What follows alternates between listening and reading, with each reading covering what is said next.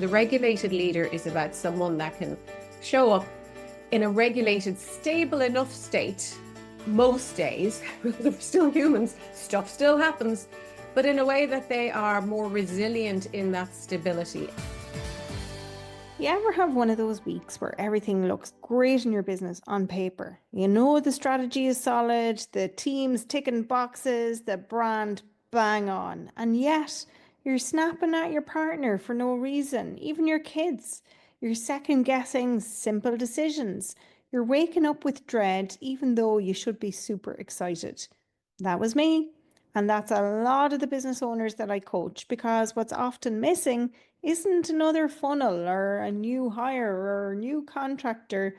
It's regulation. And I'm not talking about the governance kind. I'm Deirdre Martin, triple certified, award-winning, international best-selling author. I help purpose-led founders find, win, and keep their ideal customers so they make their first 100K or their first million without burning out, bottlenecking, or sacrificing what matters most. And today's guest, she's about to change how you see leadership forever. Maureen Hewitt is the founder of Positive Success Group and one of the most trusted executive coaches in the global market space. I'm literally studying under Maureen right now. I'm learning all about her neuroscience-backed WIN method that has helped leaders from LinkedIn, Stripe, PayPal, and the NHS build emotional intelligence that scales with them and not against them. In this episode, you'll discover why looking good on paper means nothing if your nervous system is in survival mode, what regulated leadership actually looks like, and it's not about being zen all day, and practical tools you can start using right at your kitchen table to get your energy, your presence, and your leadership back online. Let's dive in. Maureen, welcome to the Master Your Business podcast. Delighted to have you join us. I am so excited to be here. I've looked at the other podcasts you've done and I'm in such good company. It's a privilege. Oh, fantastic. Maureen, I'm going to dive straight into the juicy bits for our listeners today, because you and I, our paths have crossed and I have learned so much in a short space of time already. But one of the things that you talk about quite a lot is regulated, how people become a regulated leader. Yeah. So for those hearing that term for the very first time, can you please explain what does it mean in everyday language? Great. Yes, I'd love to. And I hope people haven't heard about it yet, because it's a phrase that I coined probably in the last 12 months purposefully for the types of challenges that are going on in business and in our lives. And just to lead into that then and how that came about, it would make more sense when I explain it.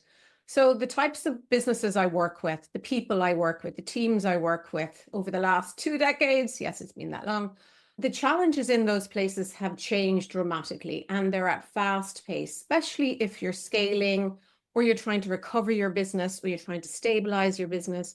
So when we look into those businesses as an executive or leadership coach or a consultant, what we notice is that the systems within the business are changing to scale.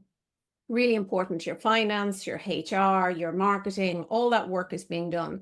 But what hadn't been done is the people side of it, the leaders themselves. And so looking behind what's working and what's not working, why does this business look so good on paper? Why is everything fit and everything's modern and everything's connected, but still we're just not getting the stable results we forecast that we had set out in our strategy? What's missing? And having the opportunity to look in at those, there was always a pattern of, well, who's leading the vision? Who's leading the communication? Who's leading the connection? Where is the influence coming from? And what's in that influence? Then what we found behind that was, through our research and our experience, it's usually a dysregulation in the leader themselves. Now, what I mean by that is, being humans, you know, I use this language, we are complex chemical systems. So anything can dysregulate us. If we're hungry, if we're hangry, everyday stress, Deirdre, you're in it, we're all being exposed to it. And if we're scaling our businesses and aligning everything for our customers, but we haven't scaled ourselves in terms of leveled up and understand our nervous system, well, then that misalignment leads to missed opportunity for success, for money, for scaling. And often what I find is I'm going in as kind of the aftercare of, oh my God, we don't know why this isn't working. And I'm looking at the people, I know why this isn't working. The person you've got at the top changes every day. The version of them that shows up to lead this business or lead this project or next project, the big piece of work, is different. The team are saying, we don't know what version of them we're going to get today. When I'm speaking to them, they don't know what version of themselves they're going to be today. So by putting a lot of pieces together, and I take a multidisciplinary approach to coaching and consulting, which is, it's not one thing. It's not psychology, it's not business, it's not sports. To be honest, it's a bit of everything. All the sciences, but years of experience reading people, sitting in the room with people where they're going, I just don't know what to do, and I can't let anybody else know that I don't know what to do. How do I get through that?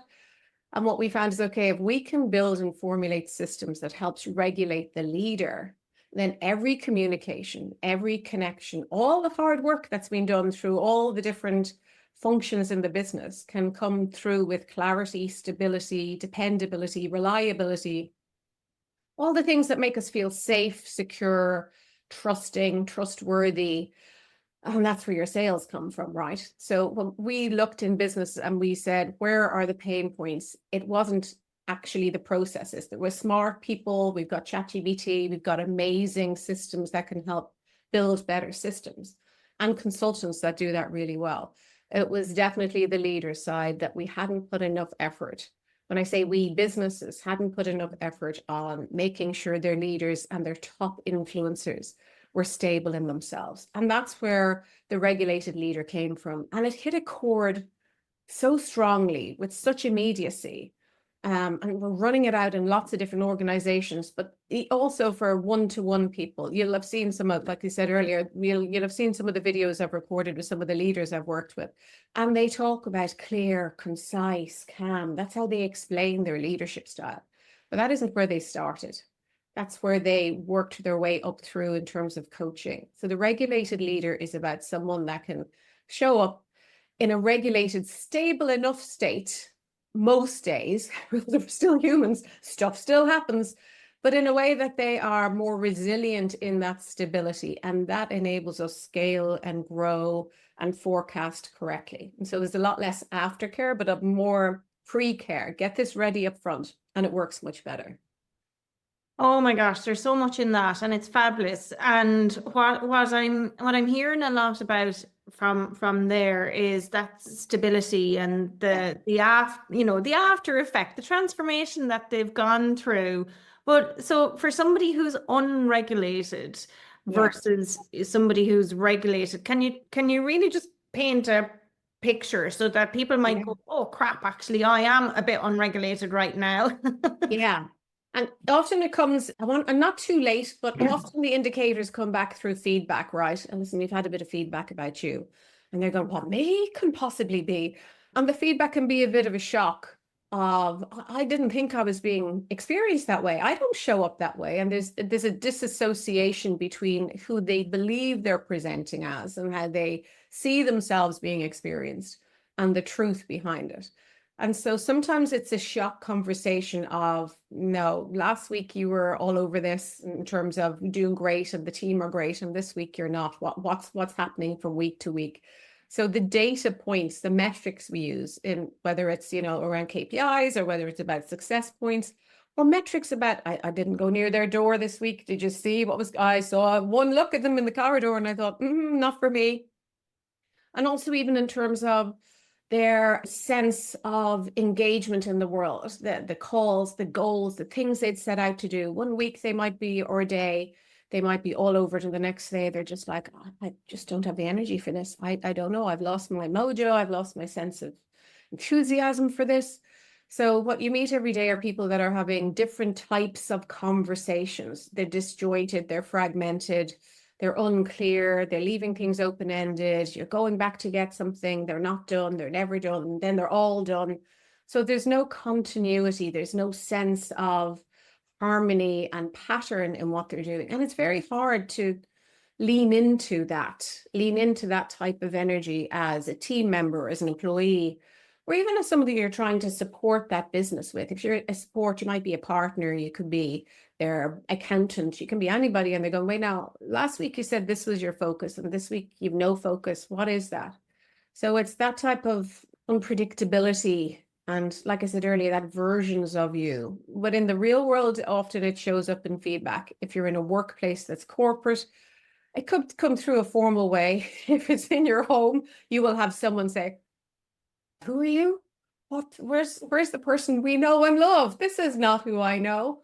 So depending on your support system, you could have unsolicited feedback and advice immediately. You know, you need to calm that down. You're way too focused on the bad stuff, the hard stuff, the difficult stuff. Where's your sense of enthusiasm gone? Your hope, your drive? So often, if we're not seeing it in ourselves, someone we love or not will present it to us. And it's that shock that I want to prevent people having, because this shock can cause a clash of identity in terms of who they believed they were and how they're being experienced. And that's hard to come back from. I honestly didn't think I was that type of leader. I thought all my team loved me. I have empathy. I have loads of empathy. It's not about having loads of empathy. It's having a stable, trusting, clear connection. And that follows through your whole business progress out to your customers. They trust that. They hear it, they feel it, they sense it, they want it, they buy from it. So it's that lack of consistency, and not something that, you know, a protein bar will fix in 20 minutes. It's something much deeper rooted that needs the work, an integrated piece of work that needs to happen. I see this so closely aligned with a business and a brand, in the sense that when you go to show up in the world with your brand and present your business persona in front, it needs to be consistent and calm and all of those things you talked about, as opposed to who's this person today? And just the equivalent of your protein bar analogy, it's like, yes, you can go viral and it might help certain things and you get a boost, but actually it's not necessarily a long-term boost. It's a short-term fix that's not going to really sustain you long-term. And it is very much about, you know, being intentional about what people experience, as opposed to incidentally in creating something that people experience. So it's being intentional rather than incidental. So yeah, very closely aligned to the business side, you know, when you put that slant on it as well. And I have a question on this then, right? So for coaches, consultants, service providers, solopreneurs who are working on this stuff, and they're working on themselves and they're working on their brands as well, we hear so much about mindset and business coaching and business mindset and all of that sort of stuff. But from a regulation and stability perspective, if you like, for the individual and their business, let's talk about the brain's role in this and why the brain itself is so important. Yes, you can feel, I can feel my energy rise, because this is really, this is one of my areas that we could talk all day about. So just to touch into my interest in this comes from data and science. My original career many, many years ago was computer science based, database, gathering information, having a look at it. How does it work? How does it work? How does it work? My parents mad. How does that work? How does that work? So bringing that into where we are now, we have so much more information available to us to how we work. That's my interest. How do we work? How do we respond to the outside world? How do we grow up? How do we adult? How do we stay? All these things that are important to us.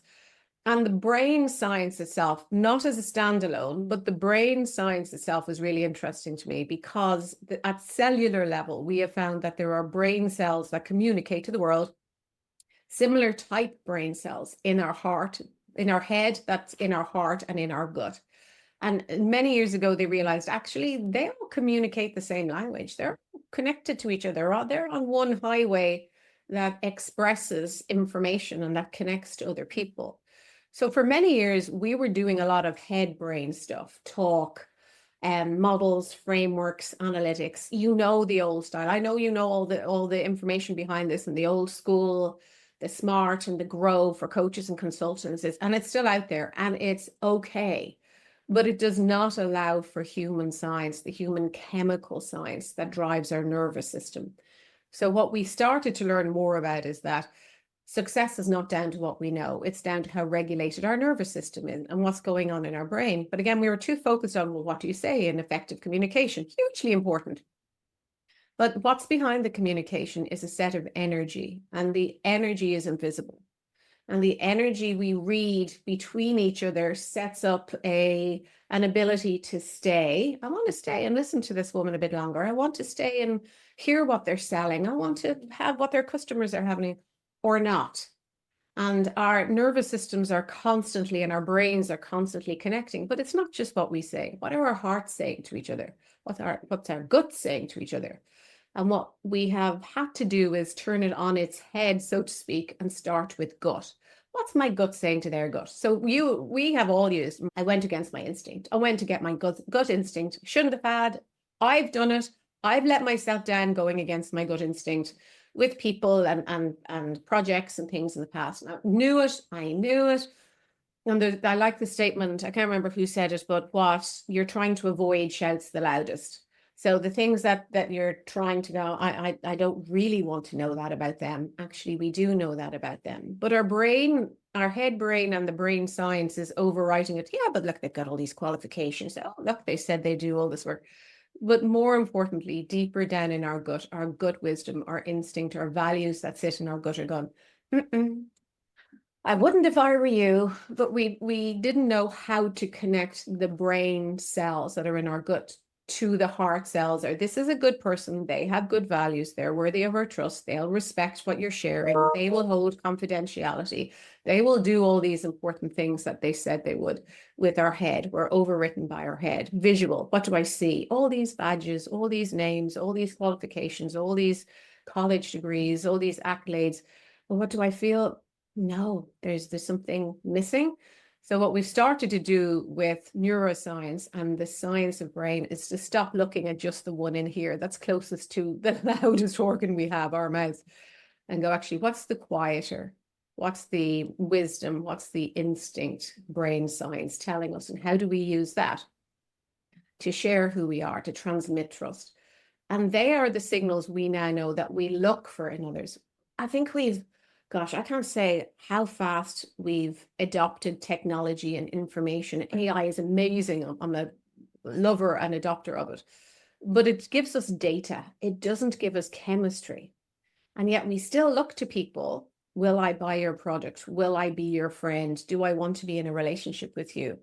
We look for the chemistry element. So we're kind of misleading ourselves by brain science being all about psychology and data and numbers. It's actually a chemistry piece. It's an interpersonal neurobiology. Dr. Dan Siegel talks about it. You know, we have it on the course you're doing. And he has spent all his life, he's a world expert on this, going, yeah, it's not about how shiny you are, and it's not about how great you show up, and you can have the most amazing Instagram posts, but we're looking for something else. We're looking for a brain chemical reaction that comes from your gut, aligned to what's coming from your heart, aligned to what's coming from your head. It's that integrated brain science. And that's why about 10, 15, 11 years ago, our system of coaching and consulting, as you know, is WIN, W-I-N, whole system, integrated with neuroscience. So it's not just about your head brain, it's about your heart brain, it's about your gut brain. Are they aligned? Are they connected? Are they communicating? And is that what you're transmitting in the invisible data that people are picking up? That's what people walk away with, that vibe, that resonance, that connection. And ultimately, going back to your original point, that's what leaders haven't learned to do. They can talk, a great talk, all my knowledge, all my years. But if they can't connect in a safe, trusting, clear way, that, yeah, they haven't said much, but there's something about them I'd like to know more. If they can't do that work, if it's not integrated work, they're getting less followership, which is what leaders really need to do the work. And they're getting more people just, I think I'll wait and see. So the neuroscience is about the understanding the data that is integrated in all the points of our nervous system that signal to other people who I am, whether I'm genuine, whether I'm authentic, whether I'm safe, whether you can be vulnerable with me, whether we can have fun, a laugh.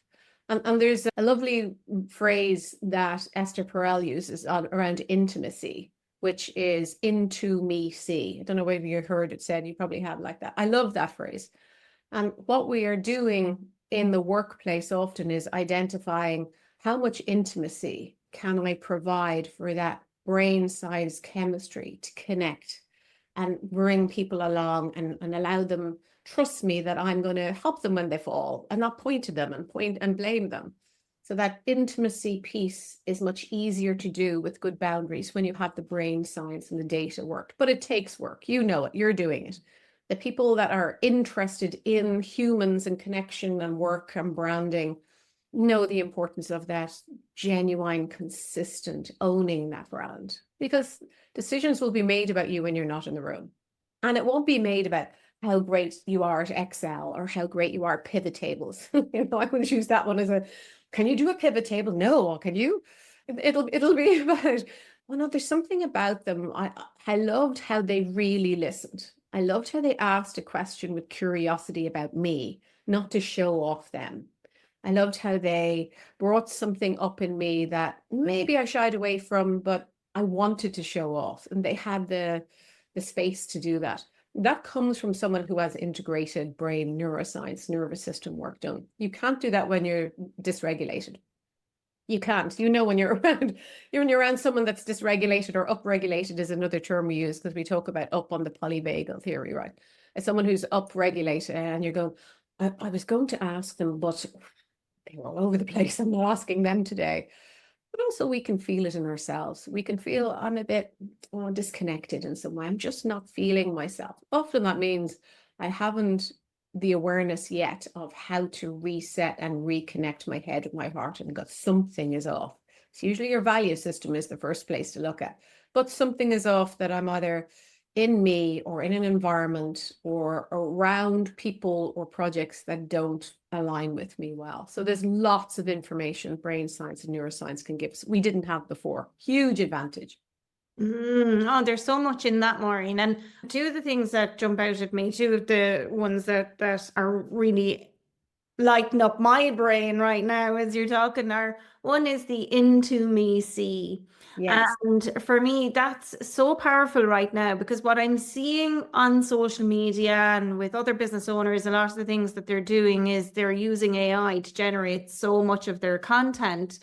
But that AI can't capture that chemistry bit that you're talking about. It can't capture the energy that you are going to or can emanate with the world. And if you give away your power entirely to AI, you're going to lose that connection and resonance with people. So sometimes you might need to step back. So if you're listening and you've been doing that, this is your little nudge to take back control and let your chemistry be your chemistry and not what ChatGPT can create entirely for you. So that's the first thing.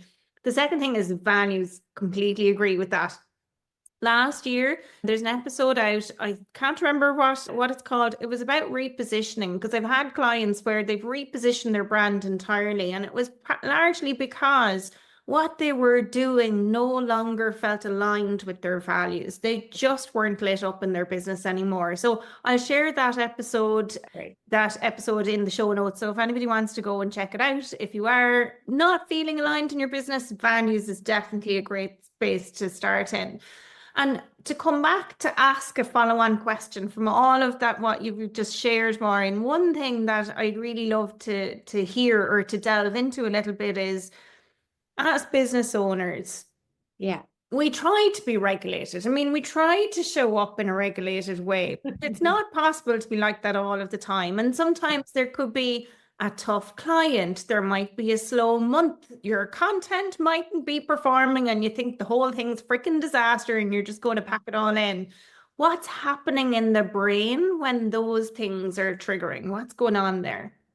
I think these are real. They're so real as an entrepreneur and was a solopreneur and working with. We all have, I want to say unique sensitivities, but that's in terms of dial, and I'll explain that in a second. Unique sensitivities that are general in the fact that if you have to do your tax returns, if you're looking at your cash flow, if you're talking about did we hit our sales this week? Did the customers buy? Did they do a repeat buy? All the things that help us be a business. Will I be liked? Is my product good enough? Is my service? Who's the competition? Who's stealing my stuff? All these are very general survival mode build triggers that impact our nervous system and worry us. So we have those stresses going on, and they're always going to go on. But within that, we have to know that there are unique stressors in us. So, for example, you go to your accountant and they start talking about tax, and I'm starting to go, thank God you're the expert in this, because phew. And even when we're looking at things, he goes, no, it's great. Everything's good. Always look after your taxes. That's the big start as you mean to go on when it comes to tax. But he's going, no, we're fine. And I go, great. And I know they are, and I know they're brilliant, but they're the sort of things that can take our power away and trigger us away from being able to get up tomorrow, have the momentum we need to do the next piece of work. So we have triggers that are going off within us that are unique to us. Maybe you came from a family that were worried about money all the time or didn't take risk adverse, right? So I wouldn't be doing that. You need a nice, safe job. And we're entrepreneurs, and we're like, this is the opposite to safe. This takes determination. It takes a lot of failure. It takes a lot of ability to go, I have no idea why I did that, but I'm never doing it again. And we become acclimatized to it because our nervous system stops having us so much in threat about it. We're still okay. We woke up, we're still okay. We can look around. There's still something to pick up and move. And then as we get through business and get through, we talk about a 3-year stabilization framework in business. When you start business, the first year is just crazy. I love it. I'm my own boss. Look at me. I'm fantastic. Second year is, oh my God, I have no idea what's happening. And how do I sustain money? How do I get to the end of the month? I'm not feeling it this month or this day. Things are not going as well as I thought. I thought customers would come and stay coming, and they've stopped. Why is all those natural things in year 2? Build the lessons in our nervous system. So year 3, all you're looking at doing is breaking even, being well in yourself.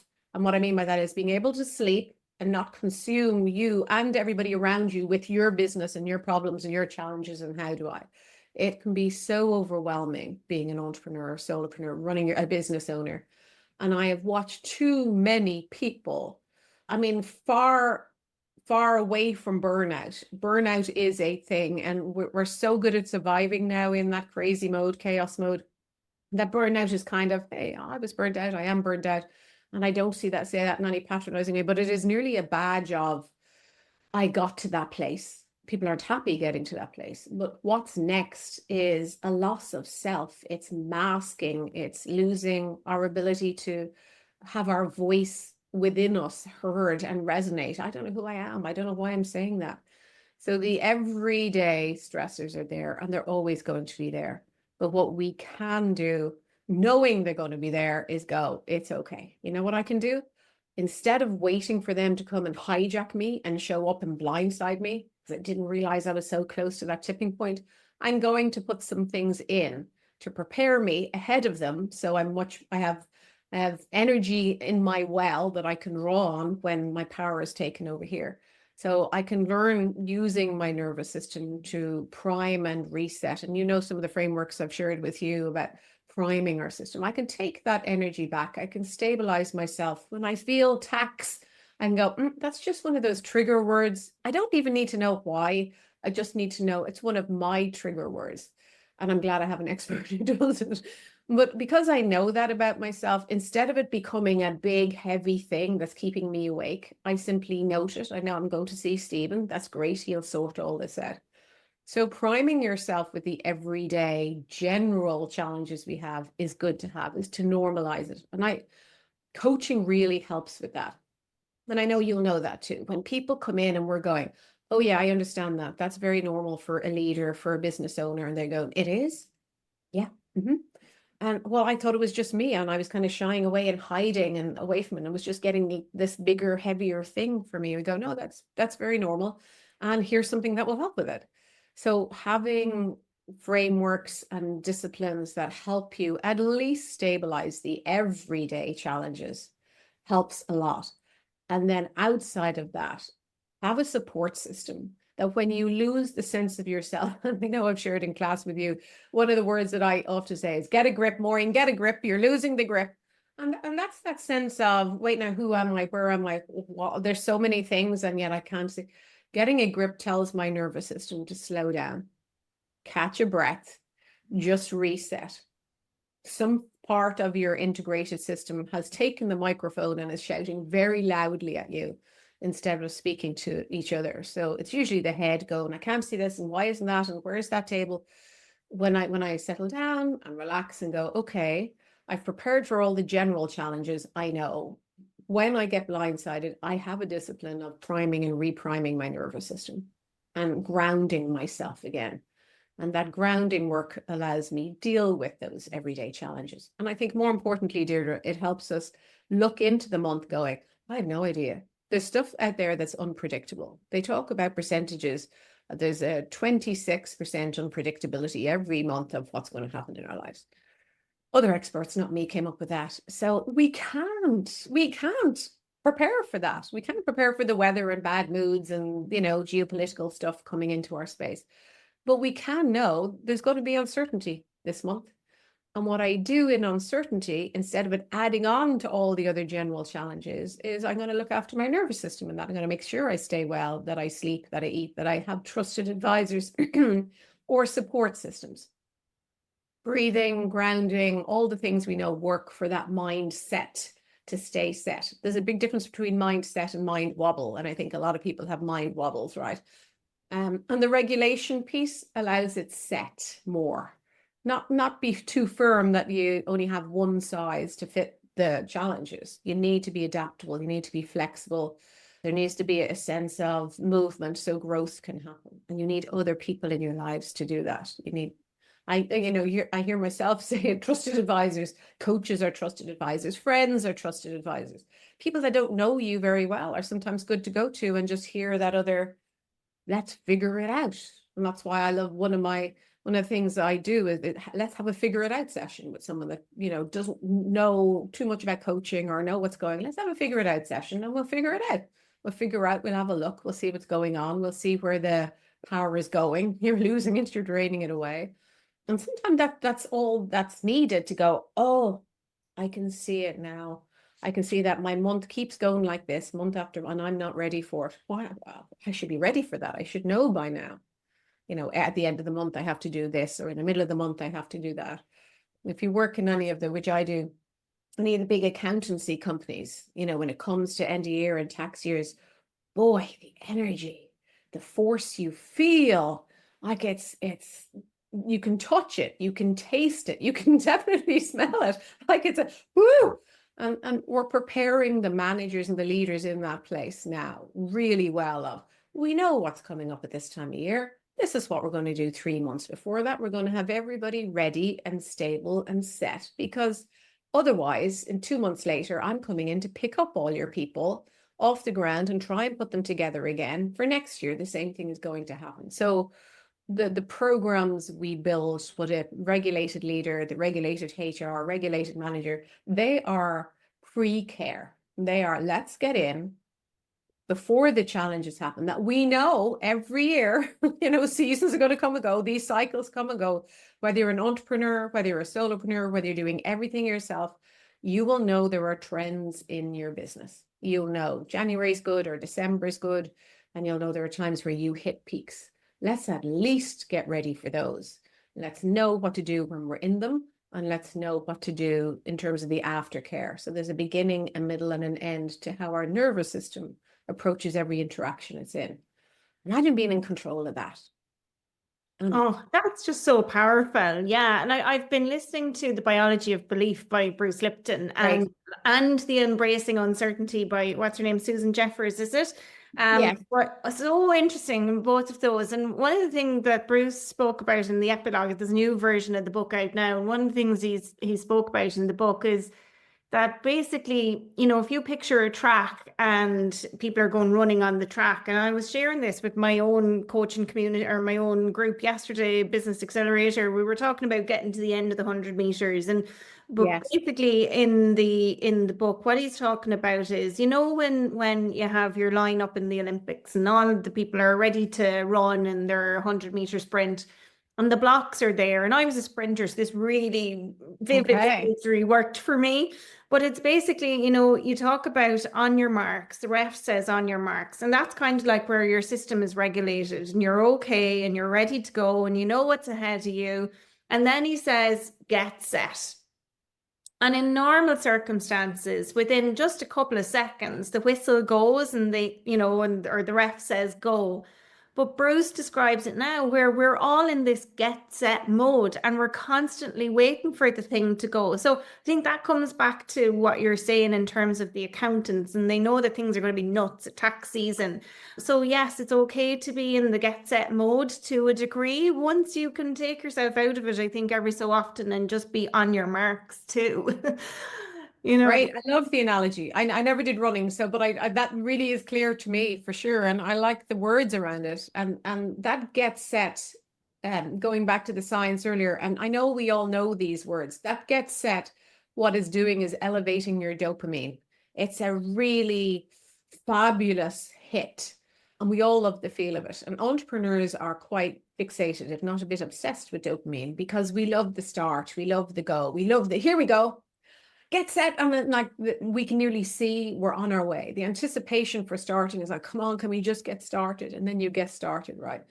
So that dopamine costs our systems so much. There's a very high toll to pay for dopamine being on all the time, because what we know now through neuroscience is that once you get a hit of dopamine, you're like, oh, that's great. All I need to do is start this and get ready. And then the next time your body goes, yeah, we had that before. Give us something. Oh, I better add something on. Oh, I need to go faster. We had that the last time. What have you got this time? Oh, I need more customers. And all we do is stack the dopamine requests higher and higher. And eventually we can't sustain it. We can't provide it for ourselves. Business can't provide it. So we start looking at other things. And we're like, well, where will I manage this? How will I find an antidote for being on your marks all the time and get set all the time, all these kind of cycles? Because I love it. It's such a kick. And what we have to learn to do is enjoy the fact that those stages are important, but not stay in any one for too long. To do that, we have to be able to read, what am I in? But if you're so busy and so addicted to the next kick of dopamine, you don't even know what you're in. You're just seeking, you're in pursuit all the time of that next kick. And as an entrepreneur, that can be really dangerous. When I'm working with an organization at the moment, and they are in hyper speed scaling. And I've worked with organizations, as you know, all the LinkedIns and the PayPals and the Stripes that do scaling amazingly. This company is doing hyperspeed scaling, and it looks fantastic. Like, it's such a great win story. And I know behind the doors, it's very disjointed. I'm being careful what you say too. But the speed at which they're going, the business front end loves the fact that they are acquiring and collecting other businesses and merging into other places. It looks fantastic to the board and to the investors. Looks fun. I know behind the scene, what's behind them is a mess. The lack of focus and energy left to take care of what you started last year, 2 years ago, 6 weeks ago. It's all about what's next, who are we going to buy next, how are we going to go next, where are we going to go next? And they are caught on this pursuit of more and not, I need to mind my mothership. For me, it doesn't matter. And in fact, it's great. I love seeing people sitting at their kitchen table running their business. That has such high value. And then it becomes, do I need more? And how do I get more? You can get more staying at your kitchen table, looking after what's important. Get your foundations well. Look after, how do you grow? Get the right people in. But don't leave your mothership behind and seek that dopamine kick, because it is an addictive that, on your marks, get ready, get set. That has a real flood to our, I like this. Yeah. And I think with that as well, it sounds like they're in go, go, go, go, goal mode. So Yes. potentially all of the people behind the scenes are in that upregulated state that you talked about earlier. And so if somebody's listening, or, we do have accountants who listen as well. Yes. They might be solopreneurs or whatever, but people come under pressure for different types of things in their businesses. Maybe it's a launch, maybe whatever it might be. Yes. Let's say if somebody's stuck and they feel themselves now, having heard what we're talking about, in that upregulated mode where it's firefighting, what next, what next, what next? What kind of neuro-effective practice would you recommend, Maureen, that they could start using today at their kitchen table? I mean, I'd love to say get yourself a coach, But I would start with saying, start with being a true aligned self coach, which is at least accept this is what's going on. Start with that. And you can do that by noticing in yourself. There are simple things. They're noticing, am I sleeping? Am I eating? Am I good to be around? What are people telling me? You're grumpy all the time. So you can be a really good self-coach to start with and raise awareness. People do this in many different methods. They journal, they ask for feedback, of course. They just have a look around them and they go, I am not having any time to do fun. I don't do fun. I don't laugh. This seems heavier than what it was. So start with self and coach self into just accepting that this is costing me. I don't know how long more I can go. Listen to your self-talk. When you wake up in the morning, what are you saying? Oh my God, this is another day. How I'm going to get through today. I'm going to have to put this mask on and pretend. If you're masking yourself and doing a performative way of life, performing for other people's opinion or validation or judgment, then there's work to be done. So in that space, just being aware of it, fantastic. That is stage one. The next piece is, what in me can I do about that? So if you recognize I'm just spending too much time focused on this one piece of it or business, can you intercept that? We call them neuroceptions. Can you interrupt that pattern that you've got yourself into by choosing and making a decision that serves your overall wellness? In other words, can you get your bum off the seat and go for a walk? And if you can't, then find someone that will hold you in that space. Deirdre, I'm giving you a call. Can we just go for a walk around the fields for 10 minutes just to have space with someone, again, trusted, somewhere that I just don't need to solve. I don't need you to solve me. I just want a space between what this heavy pattern is and I don't know what to do next. So recognize it, take some space, and then take action. And of course, the action can go and find a coach that has neuroscience and can regulate and help build these skills in you. ChatGPT helps, not enough. Old style frameworks help, not enough. You need someone that can have the radar and the sensory understanding of your nervous system and go, I'm noticing patterns and just how you're talking and how you're doing this, that you're spending an awful lot of energy here. What about having consideration about doing that differently? So start with self, best place to start. Take ownership, take responsibility, take hope in the fact that we've all been there. I've run my own business for over 20 years. You've been in business a very long time. Oh, but numbers on because you're so young.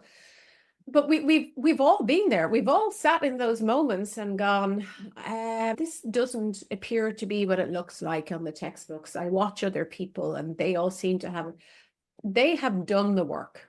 They have come into my coaching or your coach, someone's space and gone, I am falling apart, and you've helped put them back together. So if you notice someone out there doing a great job and seeing really they've got their act together, they've done something. They've gone and turned up their courage and gone, I need some help with this. I don't know what the help is. Perfect. Let's go for a walk around the field and have a chat. Let's have a cup of coffee. Let's have a Zoom call. Let's discover and figure it out and know that all these kind of pain points and challenge points can be figured out. The people who look like they've got it have figured it out. They've gone and they have help and they have coaches. We do it.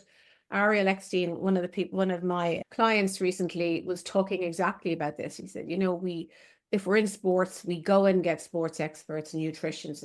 If it's a business strategy, we go and get, when it's about us, we don't do anything. We're like, we need considered people who can hold space and who have the understanding and the expertise in that integrated system. So we can go, you're all talk. But there's no sense of you. I can't hear you. You're just being someone who's regurgitating all these great frameworks and phrases and books, but I don't feel connected to you. And go, you know what? I don't know who I am anymore. Right, well, let's sit and work on that then. So you need to do the work yourself as much as you can. Why wouldn't you? You're an amazing resource. Make note, make space, and reach out and say to someone. And I don't know whether you've seen it. I've seen it that some people are using ChatGPT as their therapist now, and they're kind of uploading their personality challenges And ChatGPT is going, you need to do this, and you need to do this, and you need to do this. And I'm like, okay, that's a great start. It's a great start to educate.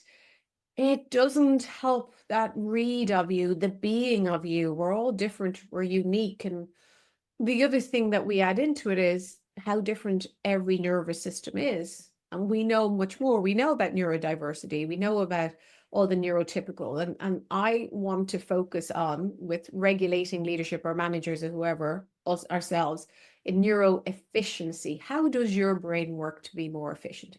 The wiring is different to other humans. Your upbringing is different to other humans. It's not going to stop you being successful. Your nervous system and how it's connected and how it serves you and how it connects to other people will stop you being successful. So coaching and being neuro-efficient helps you do the things. I want my clients to go to bed at night going, it's okay. Tomorrow I have it sorted and tonight I can just sleep, or have fun, have a life, have plans, have holidays, have breaks. We can't be all things to everybody. We can't be the center of the universe when we are being an entrepreneur or a business owner or a coach.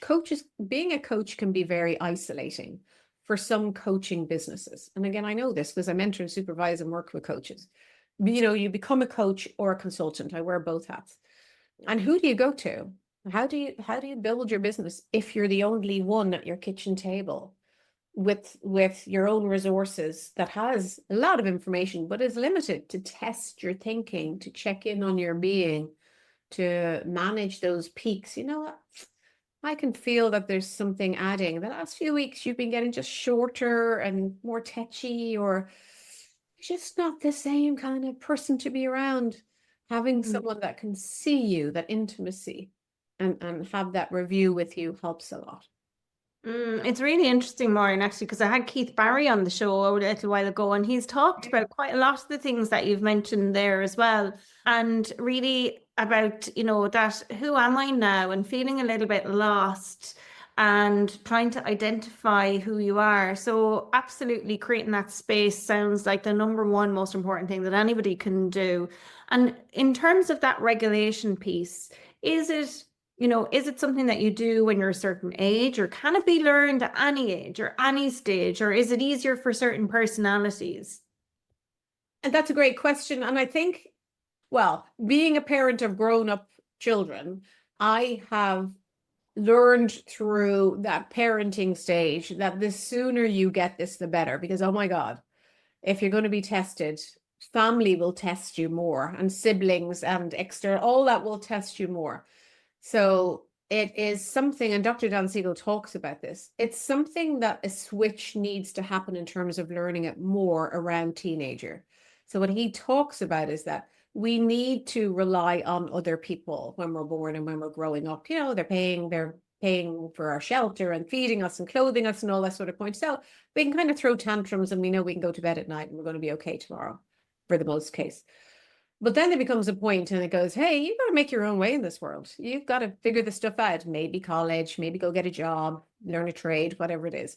And then they go, I don't have that job anymore because they wanted me to do something and I didn't like it. And there's kind of a sense of dysregulation already. How do I socialize my identity and my regulation into the rest of the world? We can start doing that from, if you have the opportunity to role model that to brand new babies all the way through. This is how I regulate myself. I'm honest. I say, this thing annoys me. That thing drives me mad. We're building the emotional intelligence, the core skills from day one. And then the regulation piece, we need it as a society. When you look at teenagers, the amazing people to learn from, but my goodness, living around them. I'm glad I'm through that phase.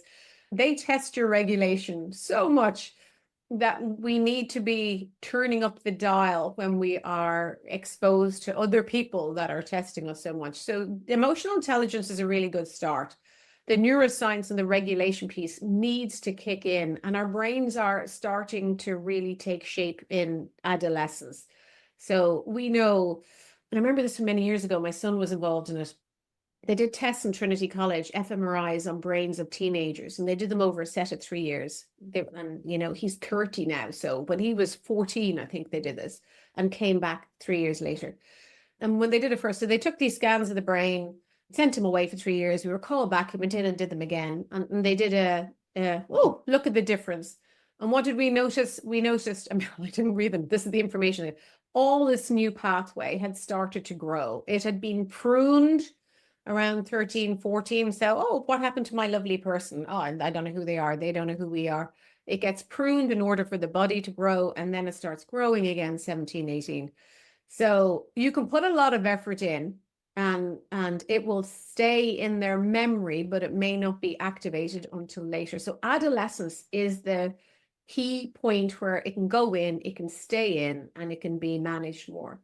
And again, having the advantage, if you like, of trying this out with my own three, it really stands to who they are now as people, that they can go and live around the world and do different things and take big risks and manage. You know, sometimes I'd get a flutter in terms of they say, oh, I had to do this, and I'm like, oh, and I didn't say that, I wouldn't say that to them, but they'd go, yeah, so what I did was, and I'm like, there it is. There's regulation in practice. I think people in their 20s really need it. The challenge of being in your 20s, leaving college, graduates, going into the workforce for the same time, starting a family maybe, or going abroad, and finding these massive challenges they've never experienced, they couldn't possibly have thought of would happen. What happens to them there? Do they shut down? Do they call home? Do they call a friend? Or do they go, you know what, I've got to figure this out where I am? So emotional intelligence right from day one. Know that there's going to be whatever you can do around that middle piece. And that's why I love the fact we are getting so good at sharing with that age group about mindfulness and presencing and breathing and the importance of this, because we have so much anxiety in that space, right? That just gets amplified on social media.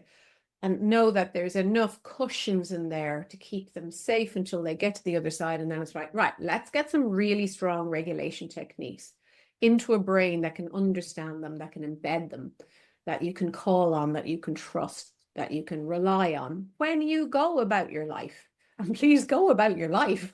Please go about your life. But so that there's a constant, and even now, you know, at our stage and my stage, and it's constant. You're never done. You know, we wake up today or tomorrow and there's like, what is that? What, why is that happening? But if we trust the work we've done, and again, I'll always say, have you done the work? Are you willing to do the work? Are you committed to doing the work? If you do the work, there's enough cushioning in your nervous system so it doesn't take you down. It doesn't take you too far down that regulated space where you have to shut down. There's lots of us who've been there and lots of people that be there, but just being kind to yourself. The regulation, working on regulation helps you get back up and through that survival mode and back through the anxiety faster and back to a place where you're more stable and trusting in, I can handle what the world's going to throw at me in the best way possible. There's so much in that. I don't even know where to begin to unpack it. And I think we're going to run out of time if I try to. So what I'm going to ask you instead is, if there's somebody listening today and they're thinking, oh, that's not me, you know, I've too much going on. I don't have time to be doing all of those things that you talked about, or, you know, my plate's too full, I'm overwhelmed, and I need to be reactive because my business is busy and it's growing now. It's in that extreme scale up mode. What would you say to somebody who's thinking that right now? I'd say, welcome to the club. We've all been there and go there. And I appreciate that how you got there is not what you need to do to go forward. So why don't you have the figure it out session? Why don't you connect with certainly a coach with neuroscience that understands how to look quickly, so you're not taking up too much time, look quickly at the things that can help regulate you again, that can help give you back that sense of you, my identity. And I don't mean my identity in terms of I am a business owner, my identity in terms of I'm Maureen, this is who I am, this is where I feel comfortable. Have a figure it out session. They don't have to be lengthy and there's no big commitment to it. If you're in a space where you're a leader and you're leading, you may need more because you've got to translate that to other people. So the regulated leader is a really short program that they can just do and apply immediately. And if it's something further that they want to know in terms of how they manage themselves, coach themselves, and use coaching skills, there are qualifications that are accredited with neuroscience that we have. There's loads of first steps that are small, don't take up much time. We are experts in that. And that's what the power of neuroscience and the nervous system allows us to be. We're not going to spend loads of time looking at things we know as business owners, as entrepreneurs. There's just no space for that. Like you said, my place is already full. So let's have a look at your plate. We're going to give you a side plate. You're going to be able to dump off some of the stuff, and you're going to be able to see what your meal is and what you like to eat from here on in. And that kind of figure it out element and regulating yourself gives you that. It's so much easier than what we perceive it to be. Things often are so much easier than we perceive them to be. Yes. Yes. But that can be our history as well. That sense of, I don't want anyone to see me. I don't want anyone to know I'm different to everybody. It should have, like, we can be so hard on ourselves. And once it's normalized and go, yeah, we've seen this. Yeah, we understand this. There's something lovely about, okay. Because if it's been seen, there's probably ways through it. There are. Trust that there are ways through it, and trust that there are the right people to help you through it.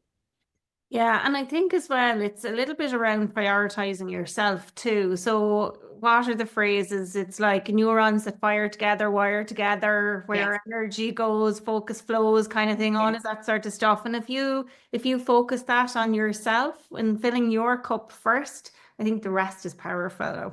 What's possible beyond that could be incredible. Maureen, I can't keep you any longer because I could, but I won't. Tell me, is there anything you'd like to add, or any final words before we wrap up? First of all, thank you very much for the opportunity. I know we could talk for days because we have such shared common interest in this. I think it's to, like the words we said, we talked about values in here. I think the values piece, be kind to yourself. So kindness, compassion, patience.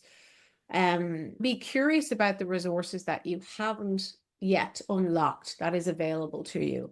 We are amazingly resourceful human beings, and being more of that will allow you to get more out of life. Think about how you add value to yourself, to other people, because we want that for you and from you. We want the value from people, in terms of connection and laughs and fun. So enjoy. Maureen, it's been a pleasure. Thank you so much for joining us on the show, and I look forward to seeing you soon. Great. Thank you, Deirdre. Ooh, that was powerful, wasn't it? Here's what Maureen reminded us. Your nervous system is the filter through which you lead, sell, and serve. Regulated leadership is about consistency and definitely not perfection. And if something feels off in your business, it may not be your strategy. It may be you. And listen to that. So here's your action step for today. Check in with yourself. Ask, am I sleeping? Am I eating? Am I laughing? And if the answer is not really, well, then that's your cue. And if you're curious about building real regulation into your leadership, check out Maureen's work at Positive Success Group. The link is in the show notes. And if you want a figure it out session, reach out to me. I would be delighted to help you figure it out. If this episode sparked something in you, please share it with someone who's in the messy middle of growth. That one message could help them shift from surviving to scaling. And hey, please remember to follow, rate, and review the show. It helps more amazing listeners just like you find their way here. Until next time, keep leading from within and keep mastering your business.